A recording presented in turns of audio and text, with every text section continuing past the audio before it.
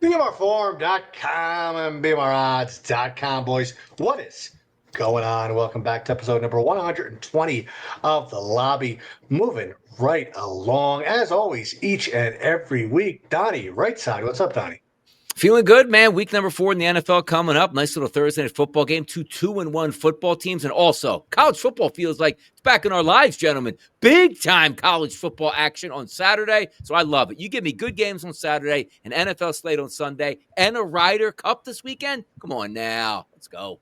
This is definitely a great sports weekend for sure. Sammy, what's up, buddy? Yeah, no, not to mention the New York Yankees clinched in the playoffs, so they got a chance to win the division this weekend.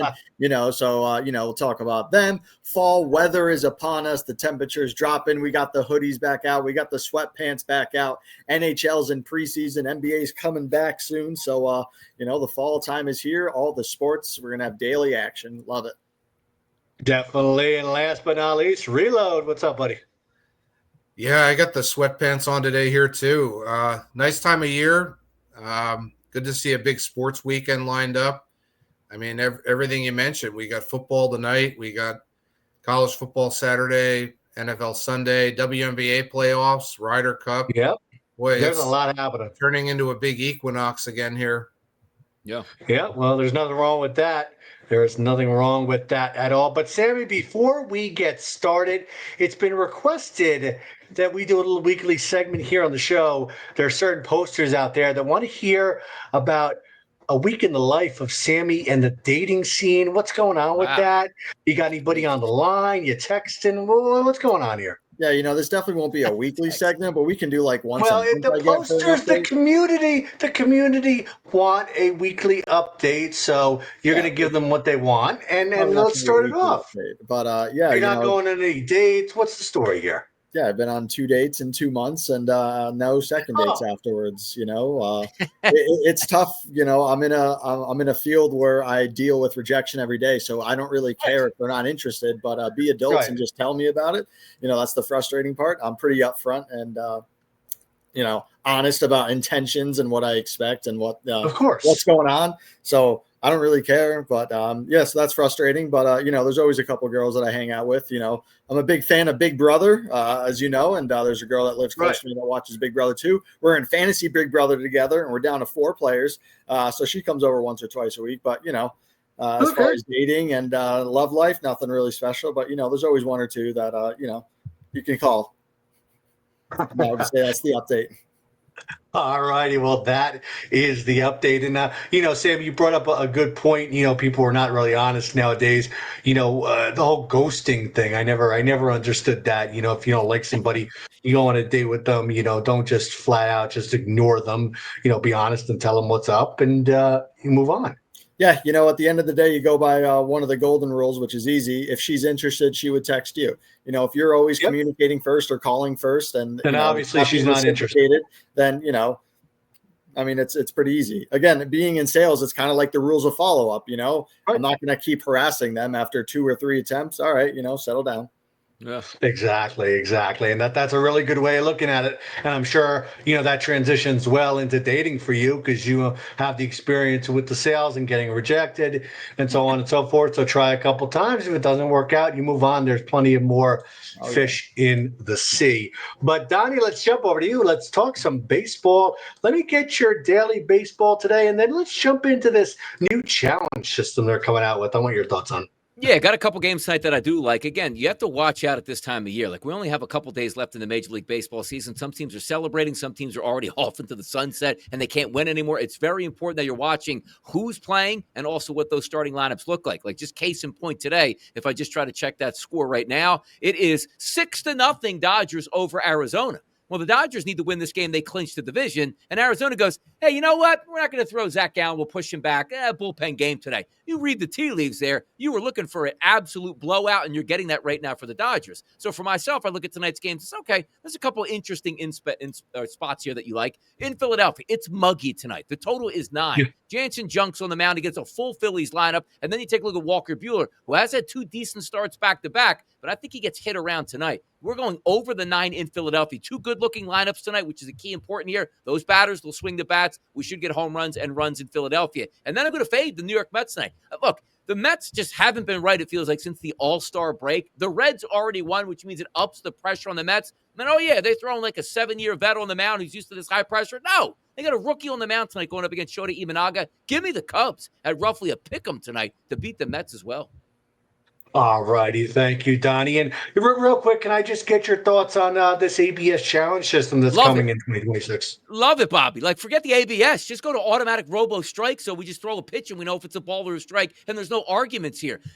The good part about it, though, honestly, you get 2 of them. If you get it right, you get one back. Because, honestly, we see 15 missed calls a night on each side. I wish each team's got 15 of those, but as long as you have challenge it and get it back, I love this. Because us as handicappers and gamblers, we will take a loss that we deserve.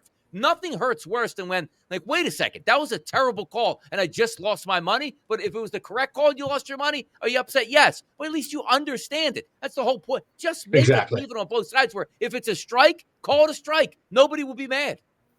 Exactly. Sammy, besides the Yankees, what else you got on tap for tonight? And then your thoughts on this ABS challenge system. Yeah, I'll expand to Donnie to start, but it's just like tennis. You know, that's my favorite sport. We talk about the Hawkeye system all the time. I mean, it is fast. Been implemented for a while in tennis, so yeah, I love it. They do it in other sports. Exactly. You know what I mean? And you know, some of the enthusiasts will say, "Oh, the technology is you know, you like the human error, you like the human aspect." No, because at the end of the day, there's too much gambling, there's too much sponsorship. Every other commercial is about it. So you want the best and the most accurate way to call balls and strikes. So absolutely. And the challenge system, if you get it right, you get it back, because you should get unlimited if they keep getting it wrong. If you lose, okay, then you only get a couple of them. I absolutely love it. It's going to be better for the game, and take Angel Hernandez out of the equation. You know, but like Donnie says, you have to basically pay attention to who's going to the playoffs and who's not playing for anything. And from a fantasy baseball perspective, I'm in the finals right now, so I got a chance at the title. Look at you. And, I got Yamamoto on the line, or on the mound right now, for the Dodgers, going up against the weak D-backs, and he's doing well right now with a shutout, so hopefully he keeps that going. And you know, for the Yankees, they got a chance to win the division. They play the White Sox tonight. They should be able to beat them, and then they end with Baltimore at home, and then Toronto plays Boston tonight. So I am rooting for Boston tonight to beat Toronto, because Toronto does have the tiebreaker over the Yankees. So Yankees got to find a way to win 3 out of 4, and then Toronto maybe wins 2 out of 4, and they can take the division. So with that being said, let's go with Boston tonight on the road as a slight underdog against Toronto. All righty, Sammy. Thank you. Reload, last but not least, your daily MLB for today, and then your thoughts on this ABS coming in 2026. Yeah, it's funny, Sammy, when the Yankees and Red Sox have to root for each other or something. It happens once in a while. It's happened before at the end of these seasons, so we'll see what happens there. As for my plays tonight, I'm going to agree with Donnie there on the Cubs. Take the Cubs minus 105 against the Mets. I think there's, still too much of this must-win Mets money coming in. It's been an interesting series. Split the first 2 games. The first 2 games were also pretty high scoring, and I think the third game tonight's going to be tight. So I'm going to take the under 7.5 there as well, and hope that the wind blows inward to maybe help with that. As far as the replay challenge thing, it's interesting. And I think if anything, baseball, I think they might have sped the game up too much. I think they need to do something to slow it down and try to get the calls right. And I'm for it. It sounds pretty good. I think it would be nice if they limited it to maybe just only payoff pitches where it's a strike 3 or a ball 4 or something like that. Right. I don't think anybody wants to get involved with waiting on a ball 1 or 2 or something. But I like it. I think they should try it out and see how it goes. All righty, Reload. Thank you. Sammy, let me jump back over to you, if you don't mind. Let's talk some NFL week number 3. How was it for you, and how was it for our contests?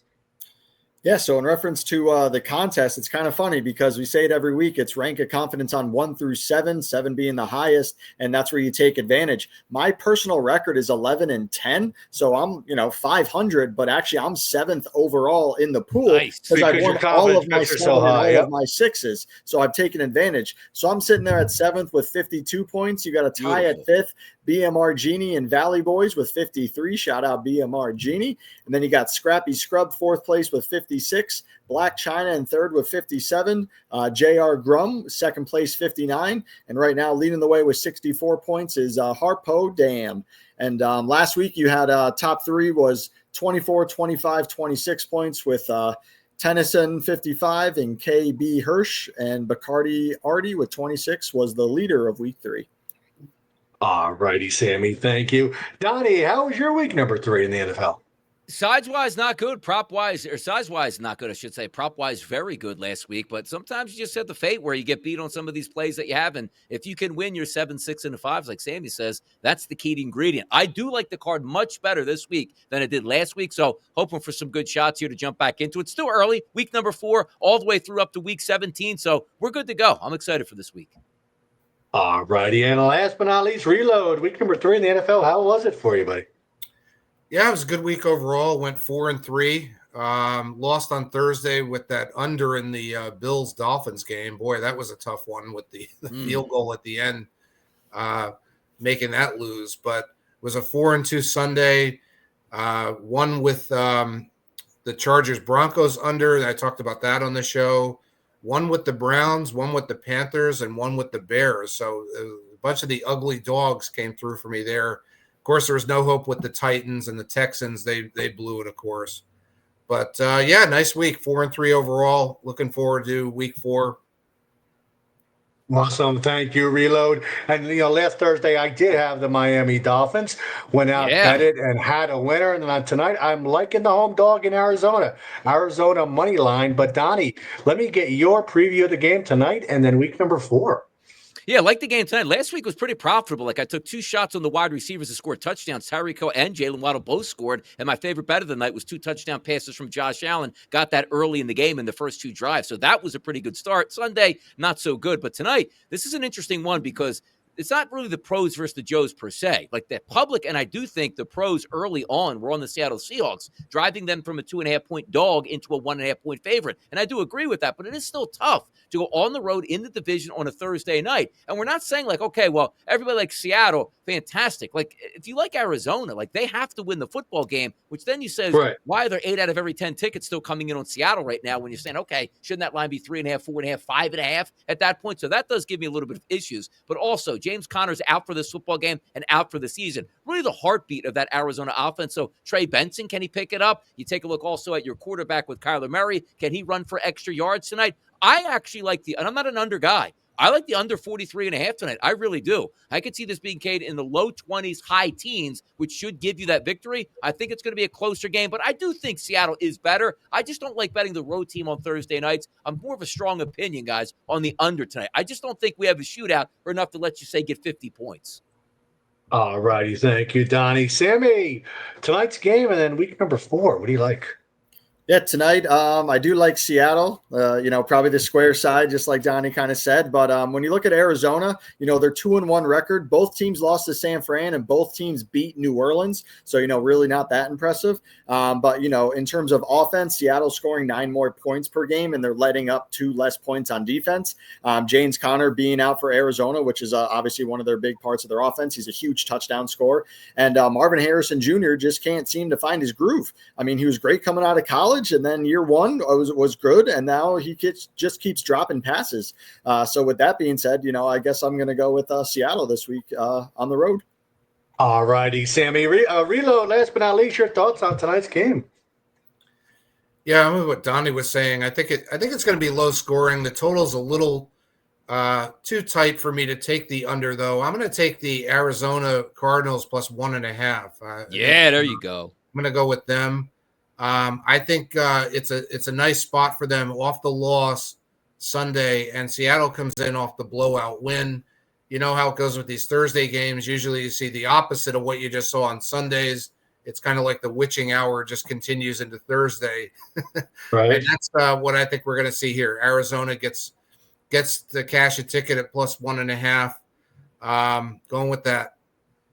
All righty, Reload. Thank you. Donnie, let me get your 7 for the week.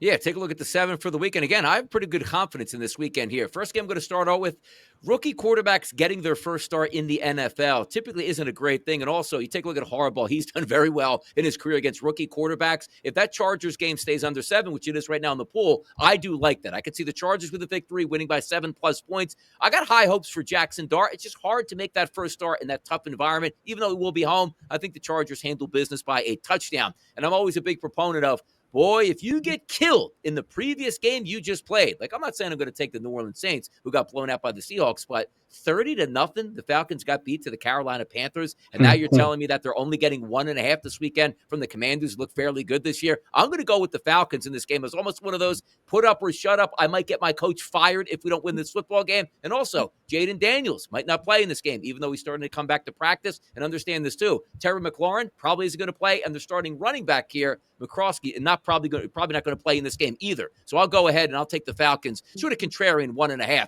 The Patriots going up against the Panthers. Again, hey, the Panthers won 30-0 last week here. Oh, I think they can keep it close with the Patriots. Nonsense. Give me the Patriots by a touchdown or more. Just have to cover 5.5 in the contest. The 49ers are beaten up, and I do like the Jaguars. I'm not sure the Jaguars can win this game outright. I think they can, but I'd rather just take the 3.5 points in this game. I see another lower scoring, tight football game with a banged up, injured 49ers team. I'll lean on the Jaguars. And also the Colts. I don't know where we saw this, boys, but 3-0 and looking like the best team in the NFL. I'll keep riding it here. And also the Rams should have beaten my Eagles last week. They lost in devastating fashion. Sometimes you get a lag week where you say, oh, man, we should have beat this team. And then you let it infiltrate the following week. Give me the Colts getting 3.5. Also, the Ravens taking on the Chiefs. I can't stand the Chiefs. I think the Ravens were embarrassed last week by Detroit. I like a big bounce back spot on the road for the Ravens to go into Arrowhead as favorites at -2.5 and win that game. And then I'll just ride the momentum on the Chicago Bears. I'm not a Raiders guy. I'm not. +1.5 for the Bears. They go into Vegas and win that game outright and keep some of their momentum. That's where I'm going this week. All right, Donnie, thank you. Reload, over to you. Let me get your picks for NFL Week 4.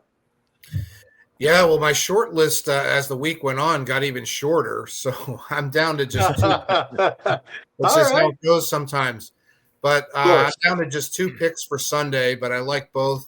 I agree with Donnie on the Falcons there. I'm taking them +1.5. Now, you remember I did go against the Falcons last week. I had Carolina, big shutout win, easy win. I think it's a good bounce back spot for Atlanta here. And they are going into the bye week after that. So you don't want to have a big shutout loss and then lose again, go to the bye week. Like he was saying, then you want to start firing everybody and all that. So it's a big game. I like the spot for them. And for Washington, I think Washington's been a little overvalued here. I don't think they should really be a road favorite against anybody right now. They lost their only road game of the year, and the 2 wins they had came against the Giants, which means nothing.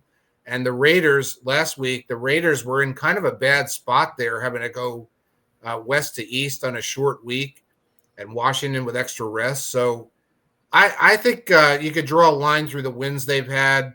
And the other factors, John, that Donnie talked about, Atlanta +1.5 there. I'm going with that. My other pick for Sunday is going to be the Sunday morning game in Europe with the Steelers and Vikings. Now, you don't see me take those games very often. It might be once a season or something. But I like the Steelers here +2.5 going against Minnesota. I think the Steelers are in a good spot here to pick up a win. Now, when you look at what's going on in their division, Cincinnati's struggling now. The Ravens are struggling even. Their defense isn't too good. So I think the Steelers have it in them to say, hey, this is our time. We got to try to pick up some wins here and stay on top of this division. And then you've got Minnesota, who I think, again, is kind of overvalued after their win over Cincinnati, which I don't think means anything now. And the other thing is the schedule for Minnesota, I think, gets tougher too. It's a bad time of the season to be over there for, I think they're over there now for 2 straight international games. And I like the Steelers plus 2.5. I'm kind of surprised that Minnesota is even favored there. So we're going to take the short number. All righty. Thank you, Reload. Did you guys just freeze on me? I don't know why. What happened? Who dumped? Hi, Bobby. Bobby dumped us. He's still here. He dumped us. I don't know what happened. Are you guys there? All right. It's the Reload Show. This is Get him Sammy's back show. in there. Yeah. I'm frozen. I have to kill some time with WNBA. That would be dangerous. Oh man. Yeah. Bobby's gone. Yeah, I'll host the show with the WNBA at this point right now. My goodness, man. Come on now. Bobby's out of here. We're running the show today, boys. No, there we go. He's back. I don't know what, yeah. I don't know what happened. I was there and Reload froze on me. Presto changeo. Yeah, you froze on me. I don't know what happened there. That was very weird because you were talking and then you froze and I couldn't switch back to you. But Reload, since you brought up WNBA, let's jump into it. You got WNBA playoffs going on. Yeah, so the WNBA, we're in the semifinals of the playoffs. The way they do it, it's not really the conference finals. It's really kind of a Final Four left. So we got Friday night. We got game 3s going on in the WNBA semifinals. Both series are tied at 1 each. So we got pivotal game 3s coming up on Friday night. So if you're looking for something to get warmed up for the weekend, we got the Indiana Fever and the Las Vegas Aces. The Fever at home, I like them plus 4.5 there. There's no Caitlin Clark. Remember, she's out for the year. But that's why you get better value with the Fever at plus 4.5. They did steal a game out in Vegas. So I think the home court is going to be strong for them in that game. And 4.5 is a nice number. So I'm grabbing that. And we also got the Phoenix Mercury and Minnesota Lynx. Nice series there. Also tied 1-1. It's going to Phoenix now. I'm going to go with the under 158.5 in game 3 on Friday. I think it's going to be a tight game. Both times the teams played in Phoenix this year, it went under. So I think we're going to see the same thing happen there. I do think the Lynx pull out both of the games in Phoenix, but they're going to be tight, and I'm going to take under 158.5. We've also got the game 4s coming up on Sunday. It's, of course, at the same time as NFL. That's what WNBA does, and it's terrible. If they go to game 5s, it'll be Tuesday, so at least they get that part right. But at least for Friday night, we got a couple of good matchups here. All righty, Reload. Thank you. Donnie, let me jump over to you for a second. Ryder Cup is upcoming this weekend. You're going to be watching? You're going to be betting? Yeah, no, I love it. The Ryder Cup, it goes right around. Like, I love the Masters. I love the U.S. Open. PGA's okay. British Open's okay for me. But every 2 years when you get the Ryder Cup, the pomp, the circumstance, and the pageantry, it's fantastic. And the fact that it's at Bethpage Black again, you have that extra rowdy audience on hand. Golf tournaments, you watch them all the time. Everybody gets cheered. You know, ooh, they missed a putt here. That doesn't happen this weekend. You make a big putt for Team Europe, you will be booed. You miss a big putt for Europe, you will be cheered wildly as you move on to the next hole. It's one of those football crowds at a golf event, which I absolutely love. So home field advantage / home course advantage does make a big deal. We're supposed to get good weather at the U.S. or at Bethpage Black this weekend, Friday, Saturday, and Sunday. So I like Team USA. They're a heavy favorite here, which tells me that they are the dominant team. Now, in the past, we open up with the Ryder Cups. Usually the European team does pretty well with the team things. Then you wait till Sunday so everybody plays the singles matches. But I think Team USA lifts the cup in this one. I'll pay the minus 145, and I love the Ryder Cup, and I love the fact that it's in New York City at Bethpage. Thank you, Donnie. Sammy, let me jump over to you. Ryder Cup action. What do you got? Of course you're betting on USA. You'd be silly not to. You know, it's every 2 years. It's just one of those. You'd be anti-American not to. Yeah, you know, it's every 2 years you're going to make this bet. You're always going to bet USA, and you hope to win maybe, you know, I mean, again, if you go 3-2 over 10 years, whatever. I mean, it's a weekend event. Of course you're betting USA, right? But then if you want to look at a little bit of props, I did look at some props for most points earned over the weekend. And I like JJ Spawn over Sepp Straka. JJ Spawn's basically had the season of his career, and I think he's playing great golf, and I like that prop. And Scotty Scheffler over John Rahm. I'm going to take those props, and of course USA. All righty, Sammy. Thank you. Reload. Ryder Cup, buddy. What do you got? You gonna be watching it? Yeah, the Ryder Cup's always fun. I was posting about this the other day. I still think back to that one back in 1999 that was in Brookline, Massachusetts, my neck of the woods at the time, and the big U.S. comeback that time with Tiger Woods and everybody on the team. It was so huge then. It's always a fun event. It's a nice betting event because it goes on a few days. And, somebody's got to be the heel here. I'm going to take Europe plus 125. Oh, wow. I'm going to be the bad guy here. I think in an event like this, I think the odds are a little shaded too much. There's a little too much of a bias in the U.S. I'm sure there probably is. No, not us. Especially with it being in New York. And these days, everybody could just take their phones out and bet big and bet they want, action out of it. That's what you're going to see this time.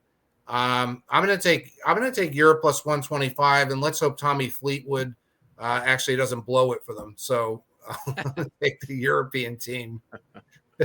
All righty. Thank you. Reload and enjoy, everyone, the Ryder Cup this weekend. Yeah. But also enjoy this coming weekend, event number 7 on Sunday at 5 o'clock, poker event number 7. Chance to get your hands on some weekly and end of season bowler coins. I love to see new, fresh faces involved every week. So definitely join up, play some free poker. I mean, why not? As Sammy says, each and every week with our contests here at BMR, completely free to get your hands on some bowler coins. And then, Sammy, you could go ahead and turn those bowler coins into actual cold, hard sportsbook cash. So there's no reason not to. But, Sammy, let me get some college football from you, buddy. Yeah, like Donnie said, to start the show, we're going to end it with college football. I mean, what a card we have. After a few weeks of really, nonsense action, massive point favorites, we have 4 matchups with teams inside the top 25, with the marquee matchup being Oregon at Penn State. And thankfully, it's at a prime time. I think it's at the 8 o'clock game. So it's prime time. At night, Oregon at Penn State, and Penn State's a 3.5 point favorite. I'll take them. You got LSU number 4 on the road at Ole Miss. I think Ole Miss is ranked number 13 as a small home favorite. That'll be a great matchup. You got Georgia versus Alabama. Georgia at home. -3. I think I love that line. I'm going to take Georgia. And then you got Ohio State at Washington. I've seen a ton of people picking Washington. They're like one of the top underdog favorites to as people to pick, or popular upset. I'm going to take Ohio State. I'm going to take Ohio State -8 against Washington. All righty, Sammy. Thank you. And Oregon, not Oregon. Let's just correct that real quick. Donnie, over to you, buddy. College football. Like Nevada. Like exactly. Doing that to Oregon up there, man. People get upset in the Pacific Northwest, but I'm going to focus on those 2 games at 7:30. I think they're absolutely fantastic and big game hunting. Isn't this the game that James Franklin loses every single year? Like, hey, close game, and I just can't do that, but I'll beat everybody else. I do like Oregon in this game, but I don't like the 3.5 as much as I like the over 52.5. I think we're getting points. There's no reason to believe for me both of these teams can't get to the mid-20s against each other, which puts you right in that ballpark of 52. So instead of taking a side in this one, which Penn State typically loses, give me the over 52.5. And I like Alabama in that game against Georgia.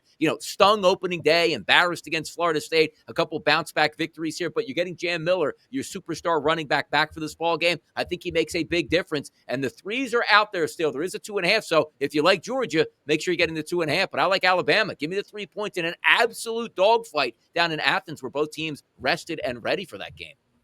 All righty, Donnie, thank you. And last but not least, Reload, college football, buddy. What do you got this weekend?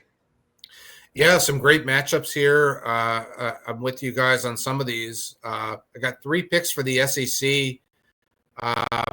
First off, Auburn plus 6.5 at Texas A&M. I don't think we touched on that game yet. Auburn's off the loss at Oklahoma. I think it's a nice spot there to bounce back. And A&M's had 2 weeks off since that big win over Notre Dame. I think they come back down to earth here, and Auburn at least keeps it close there at A&M. Ole Miss, yeah, Sammy just touched on that one. I like that one too, -1.5 against LSU. It's one of these games where the lower-ranked team is favored to beat the higher-ranked team, and that usually means you got to just lay the short number with the chalk there. So Ole Miss plus -1.5, I'm going with that. And Alabama, Georgia, yeah, we touched on that one too. I'm going to go with the under 52.5 in that one. They've mostly been playing high-scoring games. You look at some of these first few weeks. They've also both had 2 weeks off going into this one. So it's they both had a week off. I should say they both had a week off last week. That should help the defense, should help a lot of preparation, a lot of strategy go into this game and be pretty tight. So I like the under 52.5 there. And finally, I am going to touch on the Big Ten. We talked about Penn State and Oregon. I'm going to take Oregon plus 3.5. Yeah, like it was said, Franklin, he's going to find some way to blow it. The whiteout, everything else they're doing, it's not going to help. Oregon plus 3.5 at Penn State. All righty, reload. And Sammy, remember that for next week. Oregon, not Oregon. But hope you guys enjoyed this episode of The Lobby, episode number 120. Enjoy all the wonderful... What was that? USA. USA. Enjoy all the wonderful sports action, even if you don't have a wager on the game. And we will see you guys on the forum. Peace.